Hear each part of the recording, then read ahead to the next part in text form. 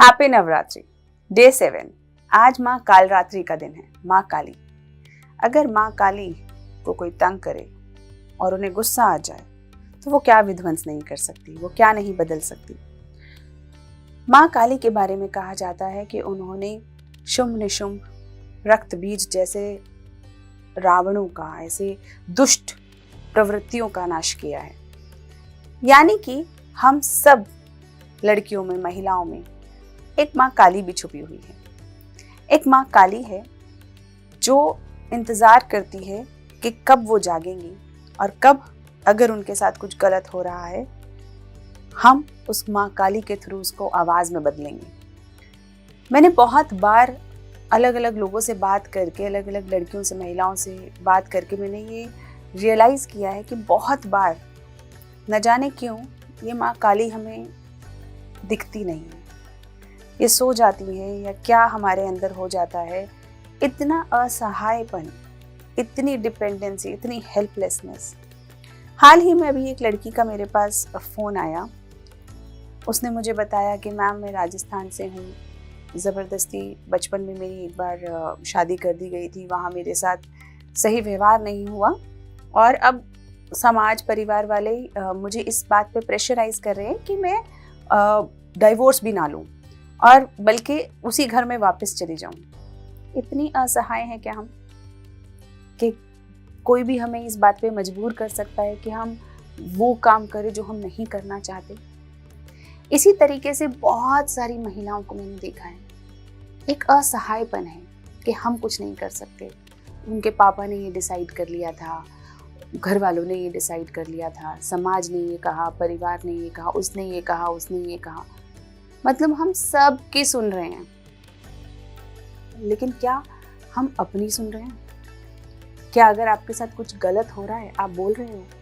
जैसे एक और बच्ची से मेरी बात हुई तो उसने कहा कि मैम मैं कैसे बोलती, उसके साथ किसी ने, घर परिवार वालों ने कुछ गलत हरकत करी तो उसने कहा मैं कैसे बोलती। मैंने कहा मुंह से कैसे बोलोगे?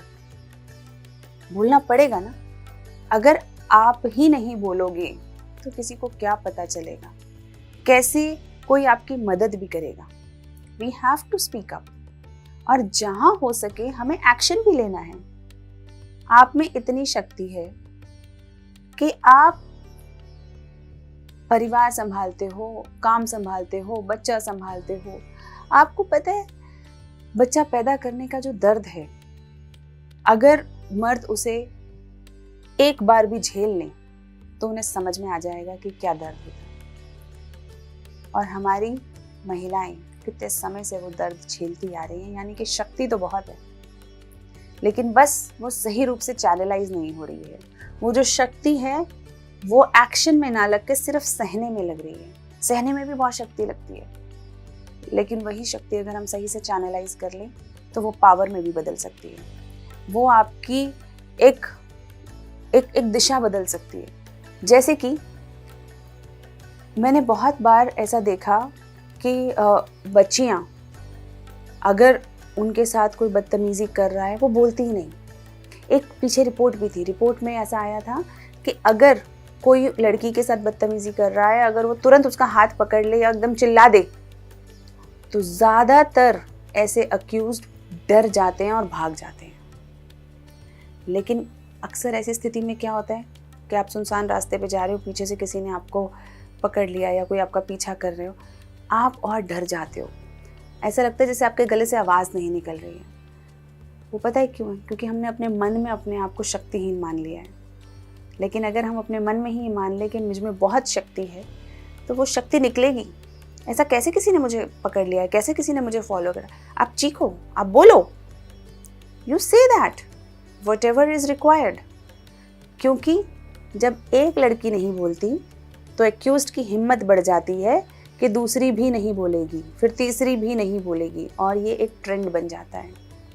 उसी तरीके से जब पहली बार अगर घर वाले या कोई भी आपको ये कह रहा है कि आपको वो करना चाहिए जो आपके लिए सही नहीं है, या फिर आप जो करना चाहते हो, स्पीक अप, बात करो कि आप क्या बनना चाहते हो, क्या आपके लाइफ गोल्स हैं, किस तरीके से आप जीवन जीना चाहते हो। आपको बोलना पड़ेगा।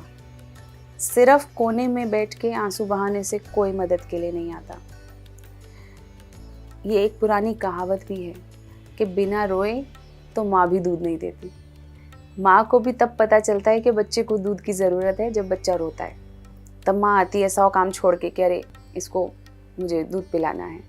उसी तरीके से आपकी क्या ज़रूरतें हैं, आप क्या सोचते हो, आपको कहाँ तकलीफ़ है, आपको किस एस्पिरेशन के लिए आगे बढ़ना है, speak up, talk to your family, talk to your friends. हमने कितनी सारी चीज़ें देखी अपने आसपास ही। हमने मी टू मूवमेंट होते हुए देखा। क्या था मी टू मूवमेंट?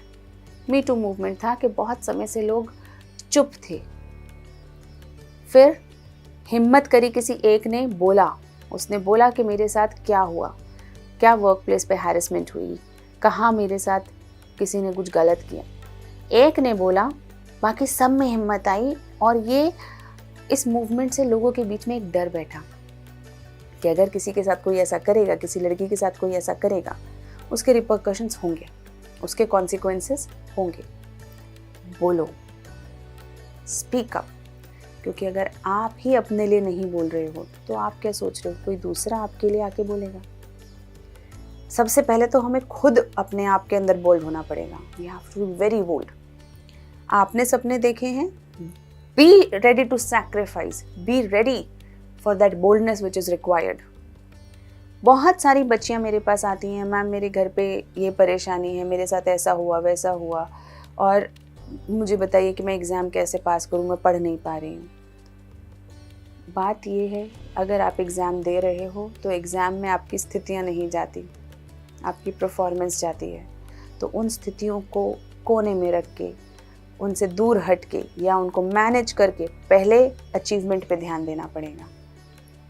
उसी तरीके से घर परिवार में अगर आप कारपेट बनोगे तो आपको कारपेट बनाया जाएगा। कारपेट मतलब, यहाँ पे कारपेट से मतलब होता है कि अगर किसी ने आपके साथ बदतमीज़ी से बात करी, किसी ने आप पे हाथ उठाया, किसी ने आपको इंसल्ट किया, ह्यूमिलिएट किया है, या किसी ने आपकी वैल्यू को नहीं समझा है, अगर आपने कोई रिएक्शन ही नहीं दिया, अगर आपने कोई बोला ही नहीं उस बारे में, तो लोगों को लगेगा ये तो ठीक है ना, या तो इसे पता नहीं चला, या इसको पता है कि ऐसा ही होता है, तो वो चीज़ें बढ़ेंगी। Speak up. पहली बार कोई आपसे बदतमीज़ी से बात करे, या आपके ऊपर हाथ उठाए, या आपको इंसल्ट करने की कोशिश करे, वहीं पे रोको। फर्स्ट इंस्टांस पे ही रोको, उसे आदत मत बनने दो। आपको पता है, बहुत सारी महिलाओं से घर में इन्वेस्टमेंट करने से पहले पूछा ही नहीं जाता। उनसे पूछा ही नहीं जाता कि बताओ कहाँ पे पैसा लगाया जाए या क्या खरीदा जाए। आपको क्या लगता है ऐसा क्यों होता है? क्योंकि शायद ये मान लिया जाता है कि इसे क्या पता है, इसे क्या फ़र्क पड़ता है, और इसे क्या क्यों बताएं। क्योंकि कहीं ना कहीं आपने अपना वो हक, वो अपनी बोल्डनेस खुद ही छोड़ दिए। उसी तरीके से ऐसे बहुत सारे डिसीजंस हैं जिसके अंदर आपका रोल आपने खुद ख़त्म कर लिया है, क्योंकि आप कहीं ना कहीं एक गुड गर्ल सिंड्रोम से तो ग्रसित नहीं हो गए हैं। गुड गर्ल सिंड्रोम क्या होता है? एक छवि बना दी गई है परिवार द्वारा, मूवीज़ द्वारा और साहित्य द्वारा, अलग अलग तरीके से, कि अच्छी बेटी कौन होती है, अच्छी बहू कौन होती है, अच्छी महिला कौन होती है।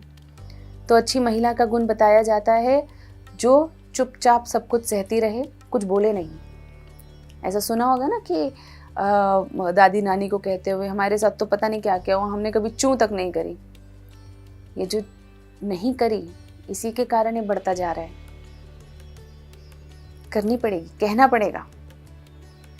तो ये जो अच्छी छवि, एक जिसमें आपको बांध दिया जाता है कि अरे इसको तो इसने तो एकदम बैल की तरह काम किया है जीवन भर और कभी कुछ नहीं मांगा, या इसके साथ तो इसकी तो कोई डिमांड ही नहीं है, इसने तो कभी कुछ अपनी पसंद का पहना ही नहीं, खाया ही नहीं। क्यों? क्या आप इंसान नहीं हो? क्या आपका इक्वल का दर्जा नहीं है? आपके पास बराबरी का दर्जा नहीं है घर परिवार में? क्या आप स्लेव हो? तो इस बात को समझना पड़ेगा कि कहीं ऐसा तो नहीं कि किसी एक छवि में हमें बांध के एक एक तरीके से उस छवि का मिसयूज़ किया जा रहा हो। अच्छी बेटी वो है जो चुपचाप सब कहना मान लेती है और चाहे माँ बाप का डिसीजन सही हो या गलत हो तब भी चुप रहती है और वो करती है जो वो कहते हैं। लेकिन अगर माँ बाप के लिए एक बच्ची का इंडिपेंडेंट होना ज़्यादा फ़ायदेमंद हो तो क्या बच्ची को अपने करियर के लिए लड़ना नहीं चाहिए? यानी कि ऐसे बहुत सारे माँ बाप हैं, कई बार वो नहीं देख पाते और मेरे सामने मैंने खुद ऐसे बहुत सारे एग्जाम्पल्स देखे हैं जहाँ माँ बाप शायद उतने शुरुआत में सपोर्टिव नहीं थे कि बच्ची पढ़ाई करे। उनको लगता था बस बच्ची की शादी हो जाए या इसका कहीं ना कहीं कुछ ऐसे ही बस ये सेटल हो जाए। और लड़की ने कहा नहीं मैं पढ़ूंगी और उसके बाद वो बनी और जब वो बनी उसके बाद उसने पेरेंट्स को सपोर्ट किया। ऐसी बहुत सारी महिला ऑफिसर्स हैं जो आज अपने पेरेंट्स को बहुत अच्छे से सपोर्ट कर रही हैं, चाहे उनका इलाज हो, चाहे उनका ख्याल रखना हो, चाहे उनको पैसे भेजना हो। लेकिन जब बच्ची लायक होगी तभी तो करेगी ना ये सब।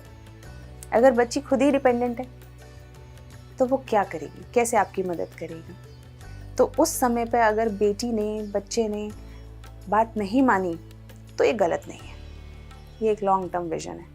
हो सकता है कि वो कुछ और सोच रही हो तो और उस समय पे अगर आप ये छवि में बंध गए तो आप वो कभी नहीं कर पाओगे जो आप करना चाहते हो। उसी तरह से बहुत सारी छवियां हमारे साथ जोड़ दी गई हैं। जैसे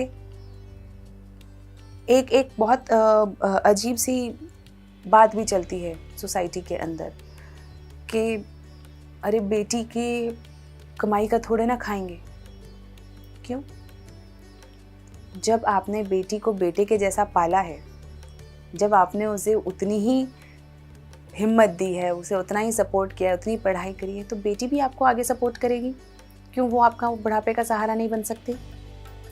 क्यों आपने उसको एक छवि में फिर बांध दिया कि वो आपके बुढ़ापे का सहारा नहीं होगी? फिर आपने यहाँ पे उसको एक डिपेंडेंट एंटिटी के तौर पे ही देखना शुरू कर दिया।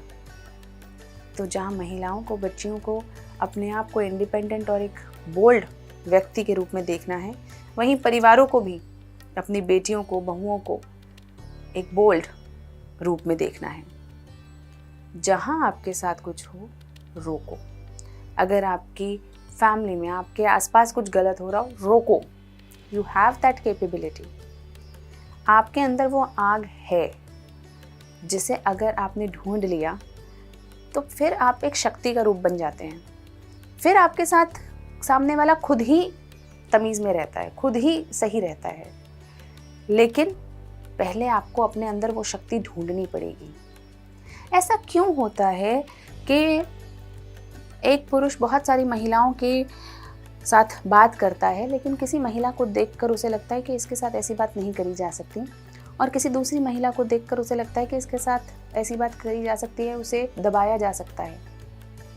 तो कहीं ना कहीं ऐसा तो नहीं कि महिला के अंदर की आग भी सामने वाला देख लेता हो?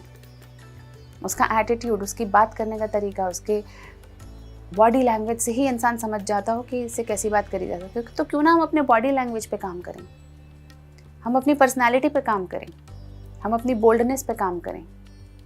और हमारे सामने ऐसा नहीं है, एग्जाम्पल्स नहीं है, बहुत अच्छे अच्छे एग्जाम्पल्स हैं। प्रधानमंत्री इंदिरा गांधी से लेके सुषमा स्वराज मैम से लेके, पॉलिटिक्स से हटिए तो अगर बिजनेस में इतने अच्छे अच्छे हमारे पास एग्जाम्पल्स हैं, खूब सारे एग्जाम्पल्स हैं। आईपीएस ऑफिसर्स हैं, महिला आईपीएस ऑफिसर्स जिन्होंने बहुत अच्छे अच्छे काम करे हैं। एक नहीं, आपको बहुत नाम मिल जाएंगे।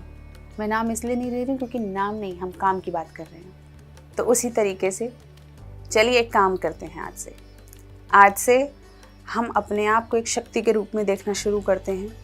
आपके अंदर जो शक्ति है, आपके अंदर जो हिम्मत है, जो करेज है कि आप किसी के बचाने का इंतज़ार नहीं कर रहे, बल्कि आप आगे बढ़ के लोगों को बचाएंगे।